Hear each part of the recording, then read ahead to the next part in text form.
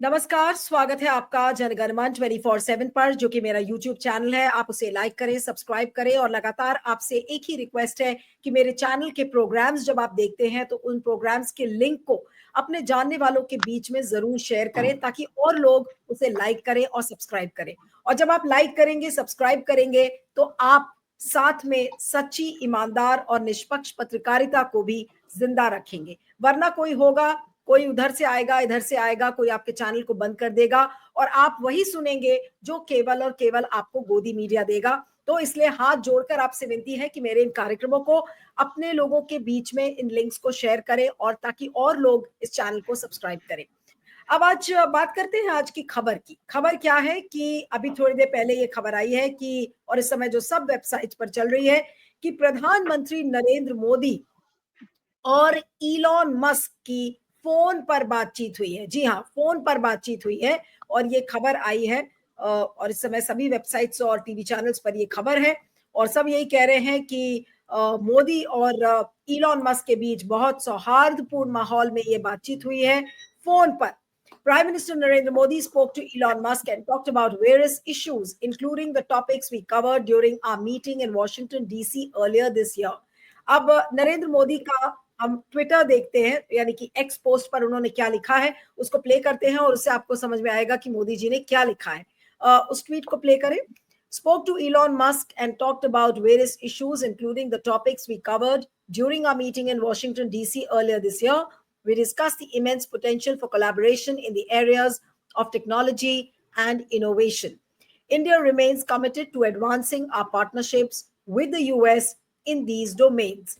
अब नरेंद्र मोदी ने ट्वीट करके और आज अपना बखान कर दिया बड़ा बड़ा कि ये देखिए हमारी इलॉन मस्क से बातचीत हो गई। अब क्या बातचीत हुई है ये भगवान ही मालिक है। उन्होंने लिख दिया कि हमने बहुत स्ट्रैटेजिक पार्टनरशिप को लेकर बातचीत की है। अब इस बातचीत को, जो टेलीफोनिक बातचीत है, इसको कितना महत्व दिया जाए? क्या इसको हम स्ट्रैटेजिक नजरिए से देख सकते हैं, या हम केवल ये समझे जो व्यापारी इलॉन मस्क है, बिल्कुल अदानी की तरह, उसने एक फोन कॉल करके मोदी जी को ये समझा दिया है कि देखिए मेरा टेस्ला आएगा और उधर हम डोनाल्ड ट्रंप से बात करेंगे कि आपके अदानी को हम बचाएंगे। क्या ये बातचीत है?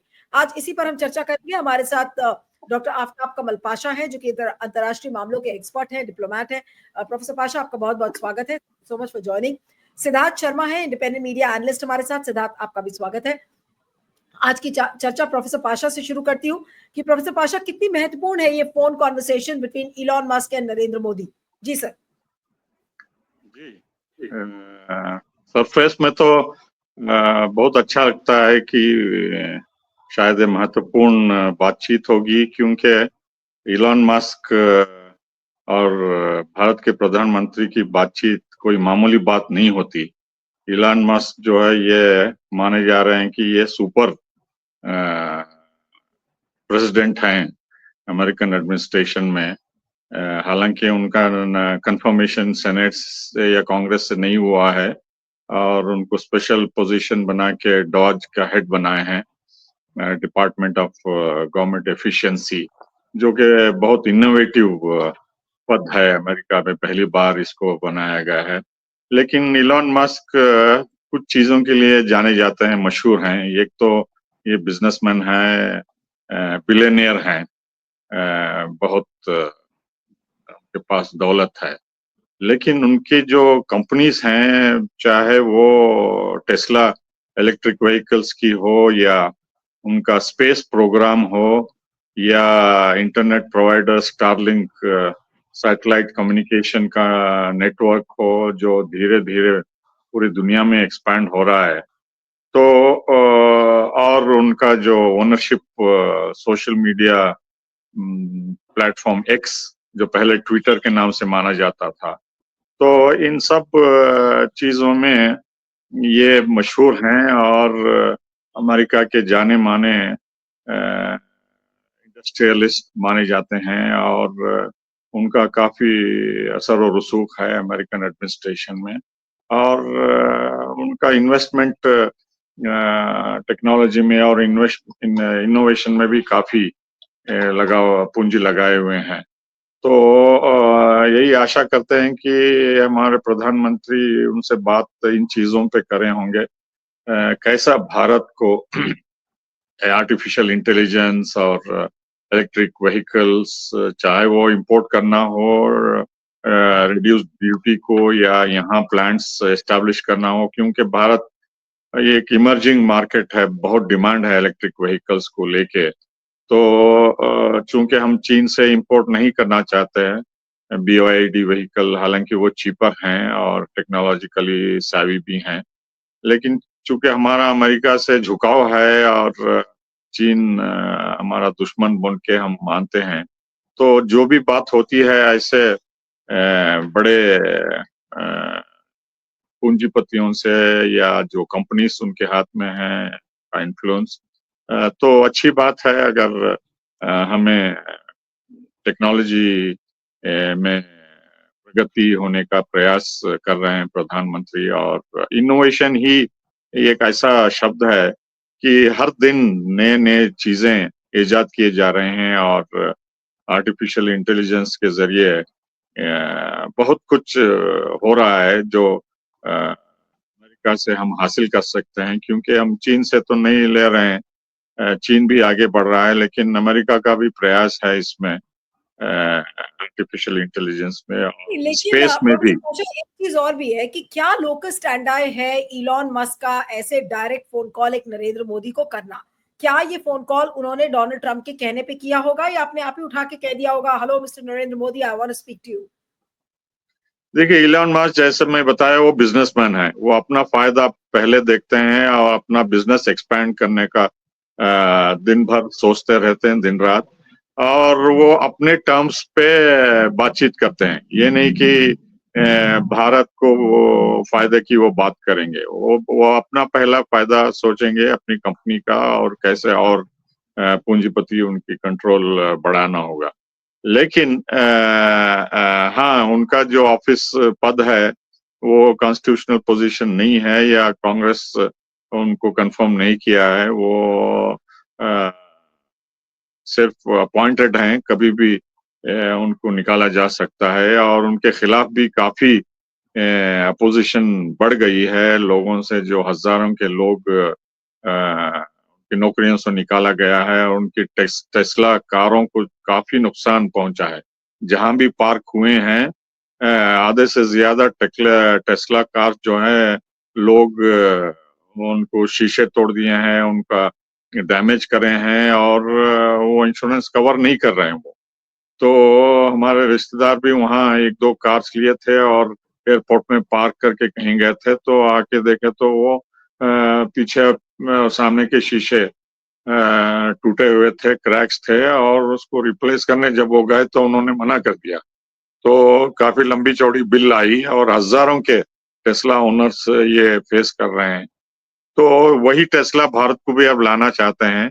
अगर भारत ऑफिशियली टैरिफ्स रिड्यूस करता है तो यहाँ पे भी अवेलेबिलिटी हो सकती है $40,000-50,000 इक्विवेलेंट अमाउंट पे। अमेरिका में फेडरल गवर्नमेंट उसको सब्सिडीज देती है खरीदने के लिए। अगर यहाँ भी भारत इसको नजरसानी करने का मौका देते हैं तो वो यहाँ एक्सपैंड करके अपना मुनाफा कमाएंगे। लेकिन स्पेस में शायद उनके सैटेलाइट्स हमारे इसरो से लॉन्च होंगे और हमारा जो BSNL और MTNL और जो रिलायंस के अंबानी जो नेटवर्क रूरल एरियाज में ले जाने के लिए खिचखिचा रहे हैं, उस नेटवर्क को स्टारलिंक के जरिए खास तौर पे नॉर्थ ईस्ट में उसको हम एक्सपैंड कर सकते हैं, क्योंकि नॉर्थ ईस्ट अब बांग्लादेश में उथल पथल के बाद बहुत अहम हो गया है।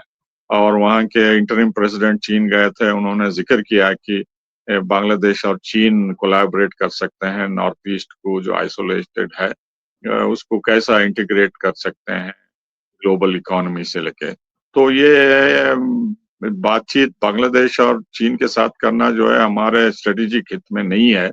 अगर हम नॉर्थ ईस्ट को हमारा भारत से जोड़ते हैं, इंटीग्रेशन करते हैं स्टारलिंक से, जो कि BSNL और रिलायंस से इतनी अच्छी तरह नहीं हुआ है, तो वहाँ जो प्रो चाइना फीलिंग्स हैं और आर्मी एक्शन से पिछले 50-60 सालों में जो डिसअफेक्शन है, ग्रीवेंसेस हैं, उसको कुछ हद तक हम दूर कर सकते हैं और ये चिकन नेक जो प्रॉब्लम है सिक्किम और नेपाल बांग्लादेश के बॉर्डर का, कभी भी वो चोक पॉइंट हो सकता है, तो उसको हम कैसे ओवरकम कर सकते हैं। स्टारलिंक एक अच्छा मौका है कि हम जितना ज्यादा नेटवर्क नॉर्थ ईस्ट में स्प्रेड करते हैं और इंडिया का मैसेज जाता है और अच्छी तरह से नेटवर्क भी हो सकता है। और सेमीकंडक्टर्स की बात भी उभर के आने लगी है, क्योंकि चीन और अमेरिका का ट्रेड वॉर के बाद ये सेमीकंडक्टर्स बहुत महत्वपूर्ण हो गए। कई कंपनीज इंडिया में, बैंगलोर में खास तौर पे काम कर रहे हैं, लेकिन इसकी डिमांड इतनी ज्यादा है और इसमें इतना इन्वेस्टमेंट पूंजी लगाना पड़ता है कि शायद इलॉन मस्क भी इंटरेस्टेड होंगे यहाँ सेमीकंडक्टर्स प्लांट्स एस्टेब्लिश करने के लिए और चिप्स फैक्ट्री, दूसरे भी चिप्स फैक्ट्री जी, करने के लिए। ठीक है। तो ये लेकिन मैन्युफैक्चरिंग में काफी इंटरेस्ट है इनका, और आप जानती हैं इंडिया बहुत बड़ा मार्केट है, तो नहीं, इलॉन नहीं, मस्क का इन्वेस्ट भी करना इसमें बहुत अच्छा है। हाँ, इसमें तो कोई शक नहीं है कि इंडिया का मैन्युफैक्चरिंग जो जो मार्केट है इंडिया का अच्छा है और पूरा फायदा इलॉन मस्क उठाएंगे। लेकिन जो डील होगी या फोन पर जो आज बातचीत हुई होगी वो क्या होगी?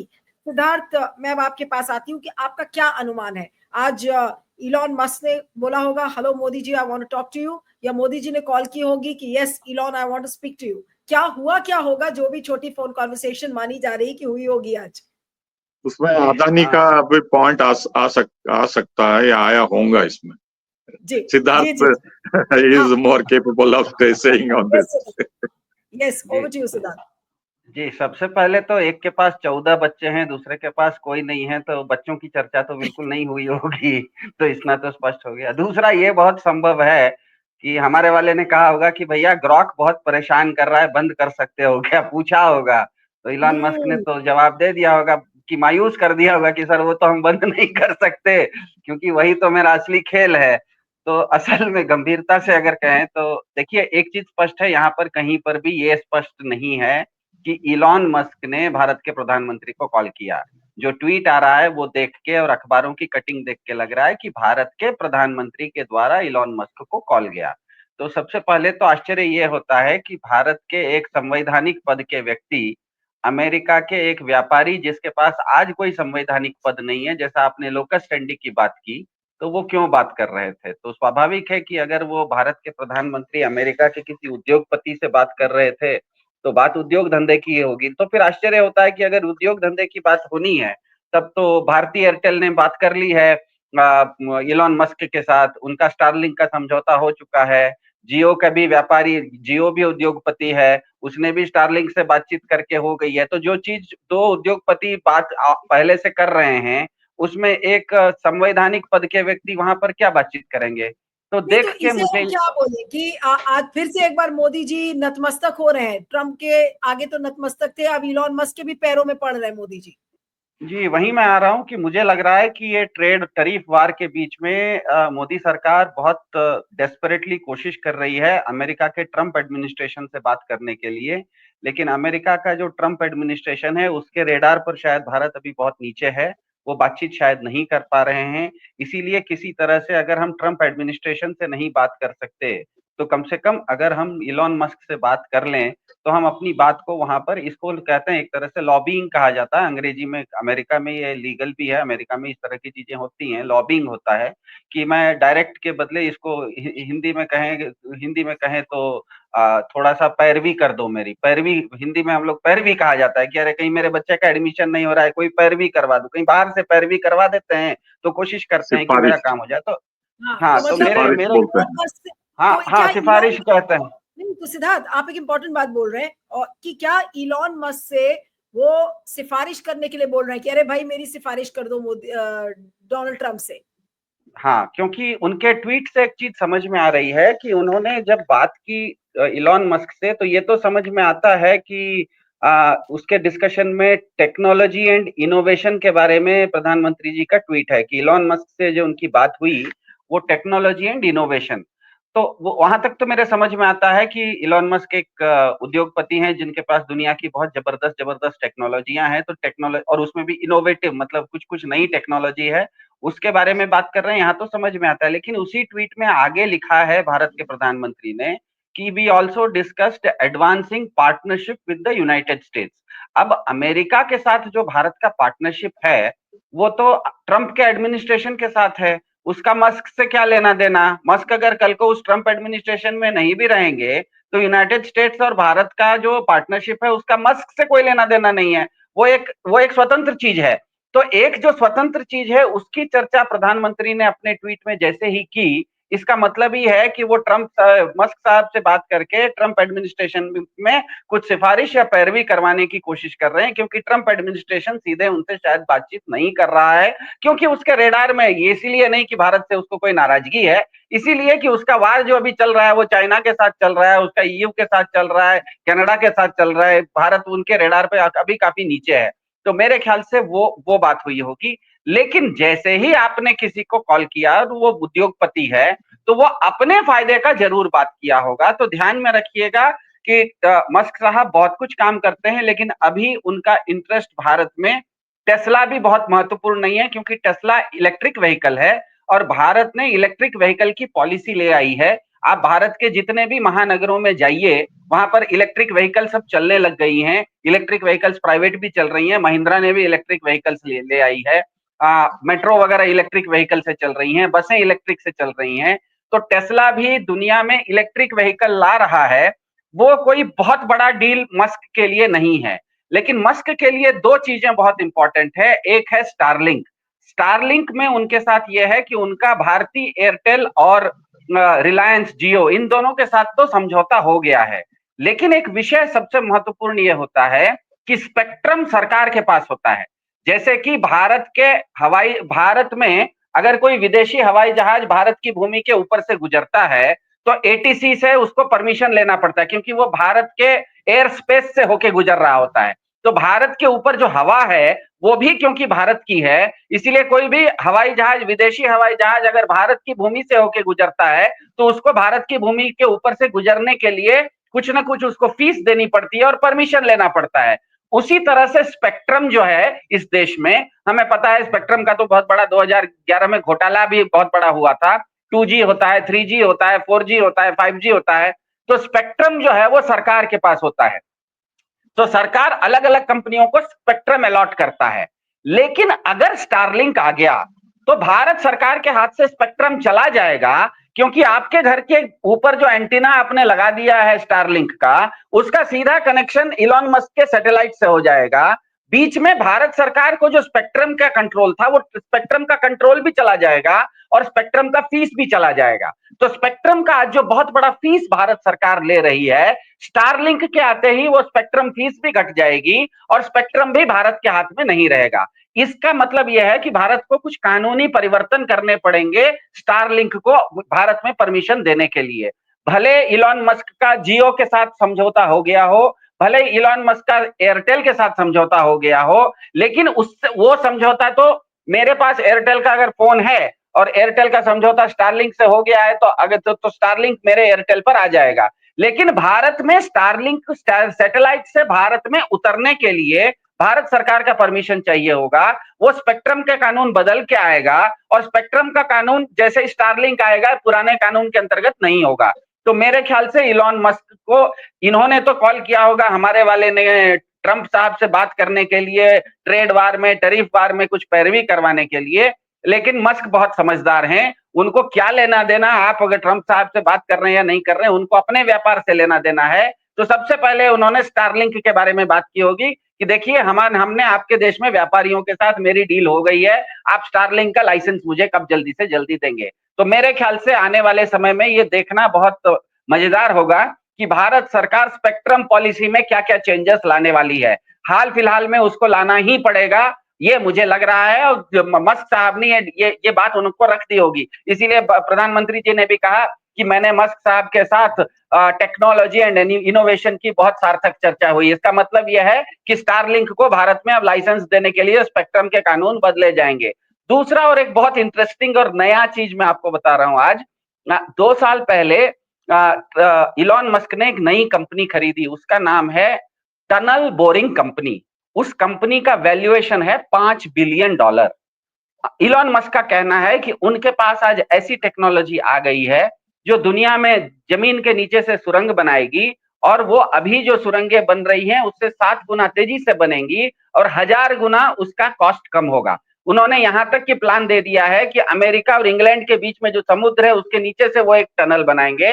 दुबई में कुछ जगहों पर उनको इसका परमिशन भी मिल गया है, और इतनी बड़ी कंपनी है। और बड़ा बड़ा बड़ा आश्चर्यजनक और रोचक लगता है कि कर्नाटक की सरकार तक ने ये कह दिया है कि बेंगलोर महानगर के नीचे हम उत्तर से दक्षिण तक पूरा बेंगलोर के महानगर के नीचे 40 किलोमीटर का एक टनल बनाएंगे। इतना बड़ा टनल, इतना लंबा टनल बनाने के बाद दुनिया में किसी के पास वैसी टेक्नोलॉजी नहीं है, सिर्फ मस्क साहब के पास है, और उसका नाम है टनल बोरिंग कंपनी। और ये मस्क साहब का सबसे नया और ताजा व्यापारिक उनका क्या कहते हैं इनोवेशन है।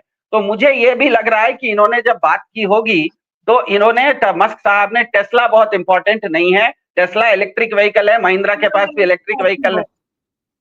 जी, यानी कि आप कह रहे हैं कि फोन पे सुरंग बनाने की बातचीत को लेकर ये बात हुई होगी हाँ, ज्यादा। फोन में एक तो अंतरिक्ष की बात हुई है कि अंतरिक्ष में जो हमारे पास भारत का स्पेक्ट्रम है उसका लाइसेंस आप हमको कब देंगे। दूसरा, धरती के नीचे पाताल का मुझे लाइसेंस कब देंगे, क्योंकि ये दोनों चीजें ऐसी हैं तो कि मतलब किसी व्यापारी आसमान से पाताल लोग सब कुछ चाहिए इलोन मस्क को, हाँ मोदी जी से। हाँ, स्वर्ग के देवता भी चाहिए और पाताल के राक्षस भी मस्क को चाहिए। और मेरे ख्याल से हमारे वाले बीच में फंसे हुए हैं त्रिशंकु के जैसे। आप उनसे बात करने गए पैरवी करवाने के लिए कि ट्रंप साहब से ट्रेड वार में हमें कुछ लाभ दिलवा दो। उसने कहा ये करने के लिए मुझे सबसे पहले आसमान का लाइसेंस दो, स्टारलिंक का, और नीचे धरती के नीचे सुरंग बनाने का लाइसेंस दो। क्योंकि ये दोनों चीजें ऐसी हैं जिसमें कि केंद्र सरकार के कुछ लाइसेंस, क्योंकि ये ऐसी चीजें हैं कि केंद्र सरकार के लाइसेंस के बिना, मान लीजिए कर्नाटक सरकार ने इस तरह का कोई योजना बना भी लिया, लेकिन इसको लागू करने के लिए भारत सरकार के वर्तमान कानूनों में जब तक कोई परिवर्तन नहीं होगा तब तक वो कंपनी यहां आ नहीं सकती। तो मेरे ख्याल से आने वाले समय में बहुत मजेदार रहेगा ये देखना कि मोदी सरकार अंतरिक्ष के बारे में कौन सा नया कानून लाने वाली है और पाताल के बारे में कौन सा नया कानून लाने वाली है। क्योंकि आज भारत के प्रधानमंत्री जी ने ट्वीट किया है, वो ट्वीट में स्पष्ट पता लग रहा है कि मस्क साहब इन दोनों चीजों को उनसे मांग रहे हैं, ये बिल्कुल स्पष्ट दिख रहा है मुझे। अंतिम कमेंट अब मैं बादशाह साहब से लूंगी कि क्या कहा जाए इस बातचीत को लेकर, और जो बात आपने कहा तो पहले कि अदानी को लेकर भी बातचीत। हाँ सिद्धार्थ बोलिए।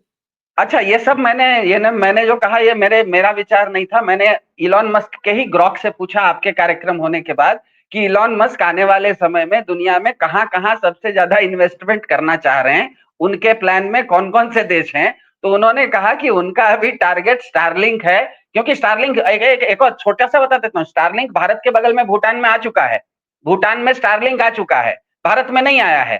तो इलॉन मस्क की ही कंपनी ग्रॉक, उसका कहना है कि इलॉन मस्क का आने वाले समय में जो सबसे बड़ा टारगेट है दुनिया भर में, वो है स्टारलिंक को पूरे दुनिया में फैलाना और उनकी टनल बोरिंग कंपनी को पूरी दुनिया में फैलाना।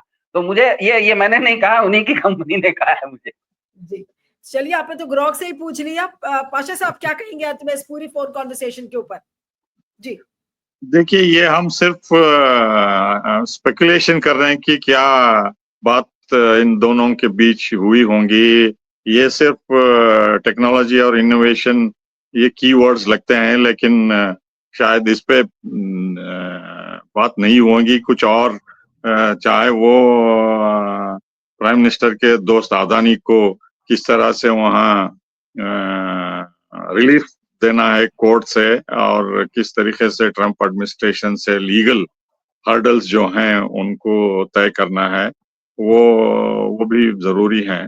लेकिन ये जो टेक्नोलॉजी है ये इतनी आसानी से वहाँ भारत को नहीं देंगे। ये जो है अपने कंडीशंस डालेंगे और मैक्सिमम फायदा। देखिए, अब इसमें 3 प्लेयर्स हैं। एक तो स्टेट गवर्नमेंट जहां भी लागू करते हैं, दिल्ली के अलावा, यूनियन टेरिटरीज के अलावा, बाद में सेंट्रल गवर्नमेंट है, और तीसरी तरफ इलॉन मस्क है।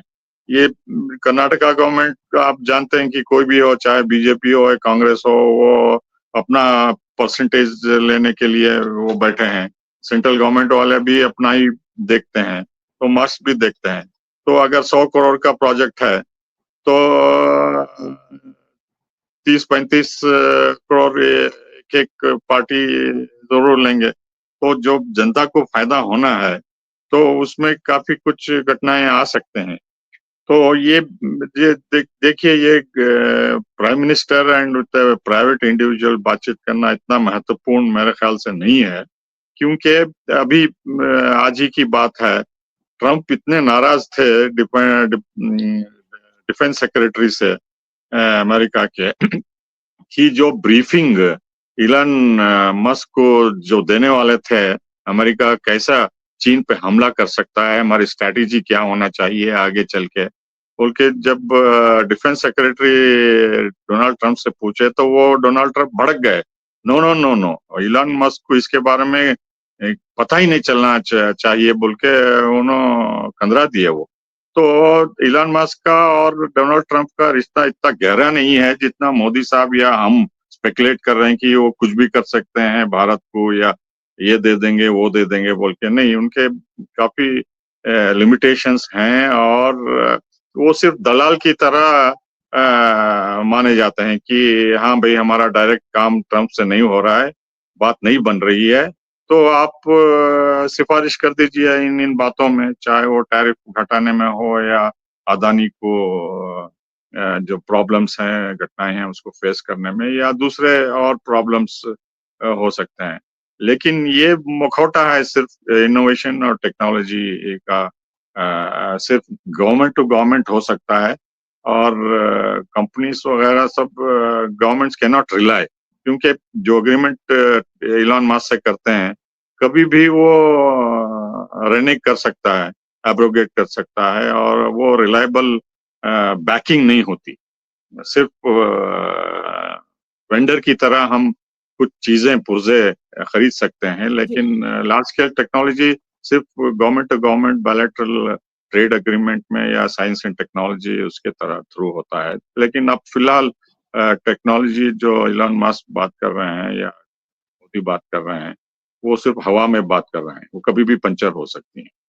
जी, चलिए आपका बहुत बहुत शुक्रिया professor Pasha. Siddharth, thank you so much for joining. Thank you.